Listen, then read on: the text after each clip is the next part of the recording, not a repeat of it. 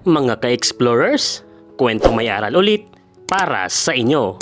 At baka hindi ka pa nakasubscribe sa ating munting channel.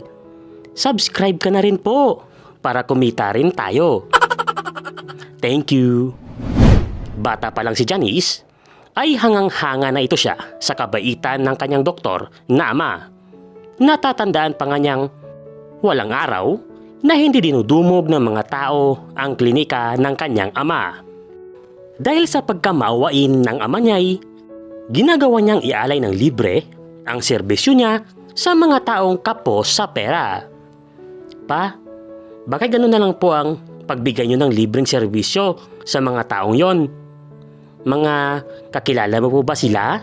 Nagtatakang sambit ni Janice. Hindi ko sila kilala, anak, pero alam kong kailangan nila ng tulong, kaya tinutulungan ko sila. Balang araw, maiintindihan mo rin, anak, kapag lumaki ka na. Seryosong saad naman ng kanyang amang si Francisco. Dahil sa pag-uusap nilang dalawa ng ama niya'y, nagkaroon ng pangarap itong si Janice na maging kagaya rin ng ama nito sa kanyang paglaki. At dahil sa gusto niyang matutunan ang mga ginagawa ng kanyang ama, kung kaya't nakahiligan niyang doon madalas na tumambay sa ospital na pinagtatrabahuhan ng kanyang ama. Minsan nga ay tumatakas ito siya sa kanyang bantay para lang masilip ang ginagawa sa ospital ng kanyang ama. Sa pag-aaral ni Janice ay naging inspirasyon nito ang kanyang ama, kung kaya't sinipagan niya sa pag-aaral hanggang sa makatungtong na ito siya ng kolehiyo. Doon na hindi naging smooth ang kanyang napagdaanan. Janice, huwag na huwag mong iisiping magiging mabait at maluwag ako sa iyo. Sa nakikita ko ngayon sa iyo ay malabong maging kagaya ka ng ama mo. Pangmamaliit na sambit ng kanyang guro na si Mrs. Prado. Maraming salamat po, ma'am, sa inyong komento.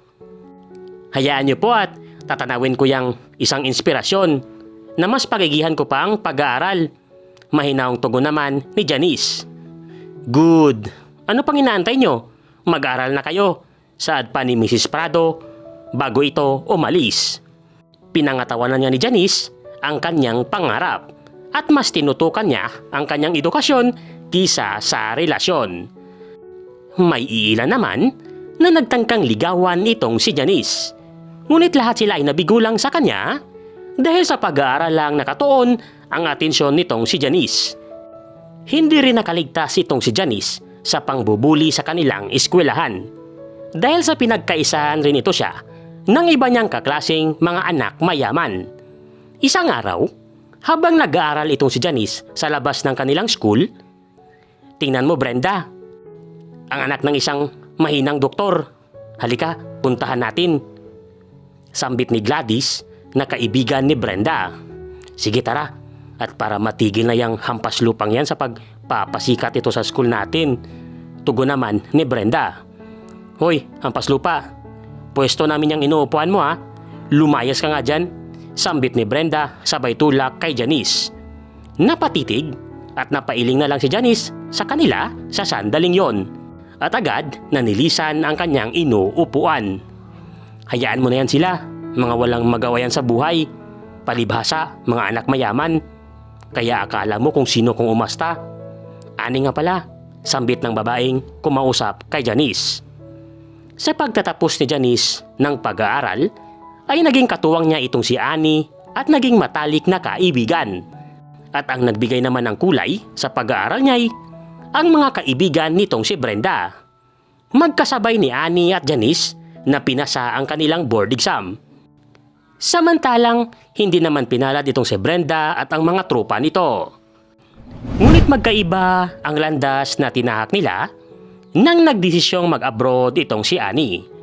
Dahil sa gustong sundan ni Janice ang mga yapak ng kanyang ama, kung kaya't mas pinili niyang magtrabaho sa isang ospital doon lang din sa kanilang bayan.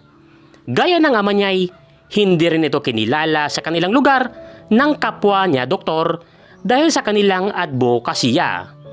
2 taong tiniis si Janice ang panghahamak sa kanya ng mga kasamahan niyang doktor. Hanggang isang araw, kumalat sa balita ang isang nangyaring trahedya ng pagguho. At maya-maya nga'y nagsidatingan na sa kanilang hospital ang mga biktima ng trahedyang yon. Nagsitakbuhan ng mga doktor at kanya-kanyang kuha ng kanilang aasikasuhin. Mas pinili ng mga kasamahan niyang piliing tulungan ang mga disinteng biktima dahil lang sa isip nila'y meron itong pera na maipangbabayad sa kanila. At ginawang hayaan ng mga biktimang alam nilang mahirap lamang. Naawa si Janice sa sandaling makita niyang walang nag-aasikaso sa mga pasyenteng kapos palad. At mas natuon ang mga mata ni Janice sa isang pulubing batang kalunos-lunos ang kalagayan. Ginawa ni Janice na unahing lapatan ng lunas ang kawawang bata at sunod naman niyang ginamot ang ibang mga naiwang pasyente. 2 araw ang lumipas, laking pasalamat ng mga pasyenteng natulungan ni Janice. Sabay nun ay pinagtawanan rin siya ng kanyang mga kasamahan. O, ano na pala mo sa pagtulong sa kanila? Ngayon, tanungin mo ang mga yan kung meron ba silang maibabayad sa'yo. Magsisisi ka lang sa huli sa ginagawa mong yan, Janice. Dahil hindi ka naman nila niyan maaalala. Sambit ng kasama niyang doktor na si Freddy. Matapos na sabihin iyon ni Freddy, ay nagsitawanan ang mga kasamahan nitong doktor. Okay lang po yun. Ang mahalaga ay makatulong ako sa kapwa kahit na walang kapalit. Tugon naman ni Janice. Nang maya-mayay, bigla na lang nabulabog ang ospital nang merong mga reporter na dumating na sinusundan ng isang kilalang lalaki. Dali-dali ito siyang pumasok sa ospital na pawang may hinahanap. At nang masilayan niya ang batang niligtas ni Janice, ay naiyak yung lalaki sabay yakap sa bata. Sa araw na yon ay napagalaman ni Janice na anak pala ng isang bilyonaryong lalaki ang bata. At ilang araw na niyang hinahanap ang batang yon dahil sa naglayas ito ng bahay. Labis naman ang pasasalamat ng bilyonaryong lalaki kay Janice sa pagliligtas ng buhay ng anak nito. At dahil sa kabaitan nitong si Janice, ay ginawang punduhan ng bilyonaryong lalaking yon ang programang sinimulan ni Janice. At naging magkatuwang silang dalawa sa pagtulong sa mga taong nangangailangan ng tulong medikal. Dahil doon ay marami pang natulungang mga tao itong si Janice. Mga ka-explorers, at importante ang pera para sa hospitalisasyon. Pero may mas mahalaga pa ba sa buhay ng isang taong maliligtas natin kung tayo'y tumulong sa kanya? Huwag naman sanang mas mangibabaw sa atin ang halaga ng pera kisa sa buhay ng isang tao.